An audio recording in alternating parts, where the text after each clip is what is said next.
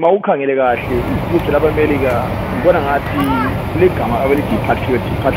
patriotism ngibona ngathi abelungu abajabulela kakhulu impilo zabo babambe ilanga njalo abantu abathakazelela ukuhlanganisa kuloku thatha isikhathi nje ucabanga ukuthi kanti sifike njani lapha esikhona ngobani mele sibabone so kulalawe ngathi ama-similarities makukhangela kithi eZimbabwe esithokoza sibili sikhuluma ngalaba abahamba balwela ilizwe siyababonga but masikhangele ngapha indlela abathokoza ngakhona abaselebrate ngakhona kunomehluko nje kancane ngibona ngathi ngapha nje mangikhangele kungcono igama leli ngisebenzisa ngoba ngibona ngathi ilizwe libambene abantu bahlangene njalo lesizathu sokuhlangana sikhona basijabulela kuyadliwa kulala sort of my fireworks